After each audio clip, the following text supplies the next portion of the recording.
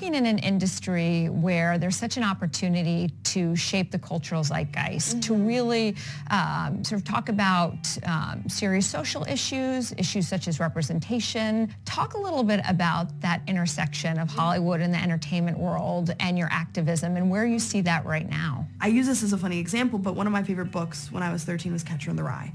And there was something about that book that really spoke to me, even though there's theoretically nothing about Holden Caulfield that relates to my life. That book wasn't written with me in mind. But it felt like it related to me partially because I've been trained to relate to mainstream lenses that may not relate to me. When I look at what we're trying to do in terms of representation, we're kind of trying to do exactly what Catcher in the Rye does, is that you're watching people just live their life, and it is absolutely informed by their identity, but it doesn't have to be the center conversation because it prohibits us from making art, especially since I think filmmakers of any minority are then given the burden of representing their entire community and making statements versus being able to acknowledge that we are of many communities that inform who we are, but we are still nonetheless individuals with really expansive lives.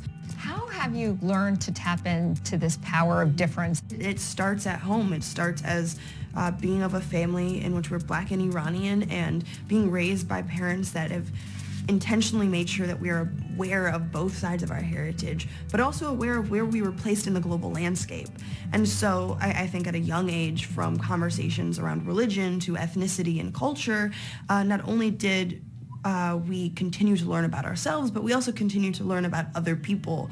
And so that has definitely contextualized, or I think has formed how we approach this conversation on identity. And so that education at home to not only be proud of my heritage, but to constantly be aware of others and the other identities that I may not be included in, really helps me approach this conversation of identity and representation from how do we dismantle these structures of hierarchy and oppression of who is the chosen person to represent an entire community to make that more inclusive.